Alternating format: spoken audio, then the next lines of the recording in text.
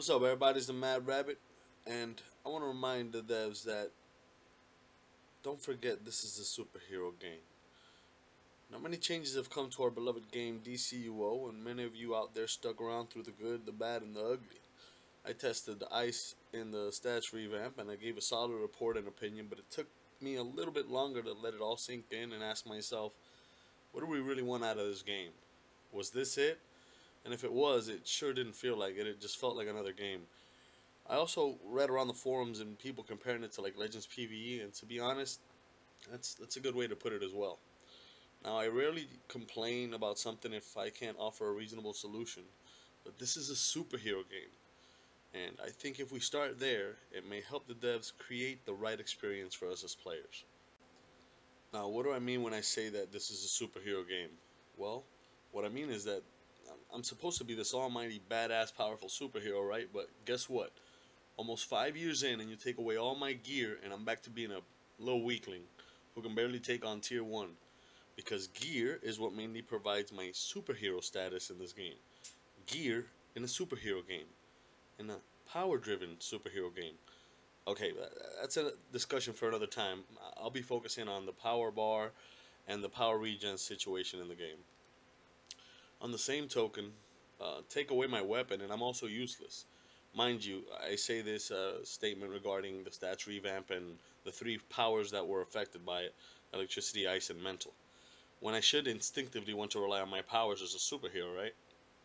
Well, we're started off with 1 power, and I understand the reasoning for this, as it forces players to test out newly gained powers, and in a sense find out what they do, but it feels like forever. Your powers seem to be a luxury instead of an ability because of how limited you are by your power pool. Don't forget the fact that weapon combos must be mixed in order to achieve adequate power back, once again limiting us to how we may want to play or react in the game. Now this brings me to my next point, power back, or should I say the power bar. The influence this little blue bar has had in the game is huge, believe it or not. Every change in the game has every change the game has gone through, in a sense, can be linked back to getting power back or improving the damage out to power cost ratio. When we got weapon mastery, it reduced the cost to cast a power and it made the damage out to power cost ratio worth it. And it became the new meta as players of the old style were noticeably falling behind, right? Now, through advanced mechanics, which was supposed to compete with weapon mastery, not overtake it, we gained power back mechanics which noticeably outweighed the damage out to power cost ratio, and it became the new meta. Remember, this was all in an effort to change what we were doing, and had already become mundane through weapon mastery, before the advanced mechanics kicked in. And it turned out making trolls show like straight up power batteries too, because they had to, constantly being providing power out. Now, AMs came in the game, and they changed the game once again, but we figured them out, and it too became monotonous, right? Because once you found out the best way to play, that's how you played, but you ran into the same problem. You were limited. Now on test, with the changes through the stats revamp, these 3 powers notice a huge difference in how they used to mechanically work. A lot of powers got switched up, the way that damage is done is completely changed once again, and this time all 3 powers gain the ability to generate power back through a power, your own little mini troll. Once again, giving us what we want, which is the option to be able to cast our powers, but limiting us as it takes up a power slot for a role that's already in the game. You see, what I really want to say is, as far as me being a superhero in this game is I want to cast powers. I want to cast my powers. I want to be able to, feel like a superhero. I want you to shorten your cooldowns and normalize them, reduce the power cost across all powers, give us a bigger power pool, and have power regenerate naturally on a faster rate in and out of combat so we can feel like real superheroes that use powers to do damage, not a staff or a sword. I'm not a freaking Ninja Turtle. I'm a superhero, Alright, that's why I came to this game in the first place. Now, as always, where you presumably fixed a problem, you inherently created another one. With such access to powers now, spamming a specific rotation will become the new norm. But we will be limited, because a lot of powers do different amounts of initial damage and damage over time, which may be the problem. Look, As players, we will have to make some kind of a compromise somewhere.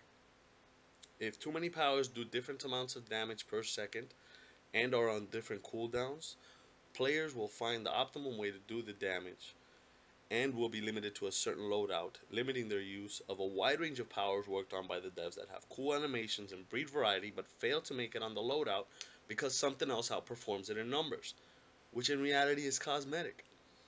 See, what I'm saying is that the way you combat the first problem of spamming the same loadout over and over again will be to categorize the powers as either bursts or dots and instacast or cast time powers, and then normalizing all those cast times. And then you normalize the cooldowns throughout these categories for said powers, but you have them do all the same amount of damage slash DPS within its category.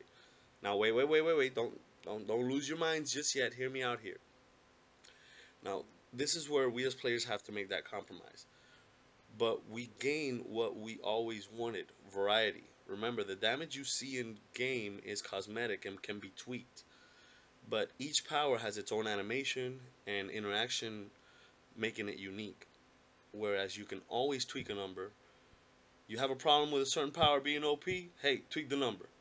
And if you tweak the number, you open up the range of powers any different player can use to do the same DPS within the same power, with the deciding difference being skill points and mods, also known as time invested in game.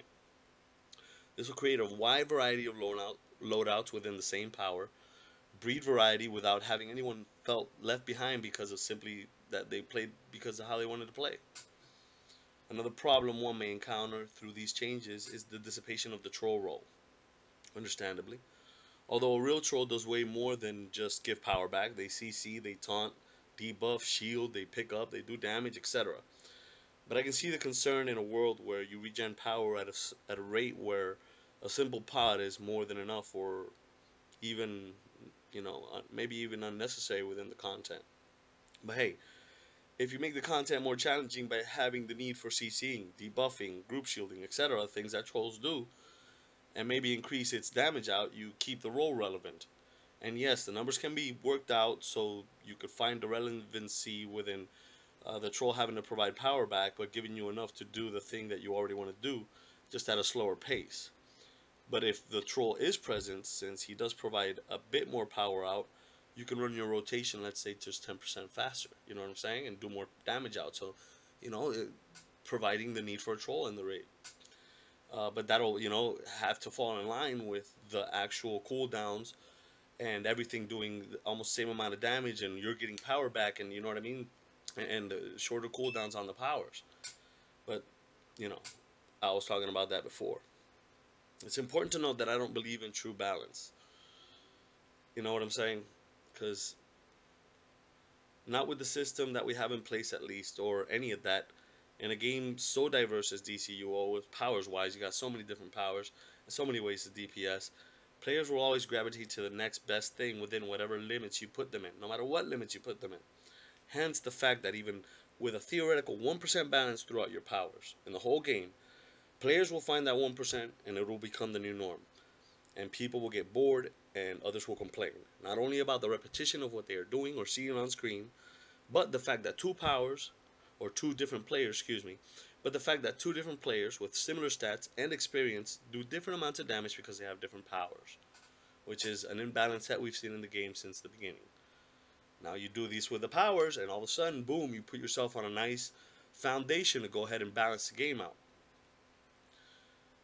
Now, best thing I think DCUO can do at this point is give us different options through categorizing powers and animations that act the same in power cost to damage out, as I explained above, and find more use for the troll other than power out and integrate it within the content to keep the role relevant, or just have the thing that if you have a troll present, the DPS or anybody else can go ahead and go through the rotation much quicker. Yes, you will have to work with the numbers, but the foundation is all there, man. Nevertheless, all this is open to criticism. Because in reality, only through combined efforts and clear communication are we going to get this solved, so we can truly move forward as a game and expand our player base, which is what we want, more people playing this game. But never forget, people, this is a superhero game. And for the future of DCUO, this is the MadRabbit, and I'm out. Thanks for watching. Take it easy, y'all.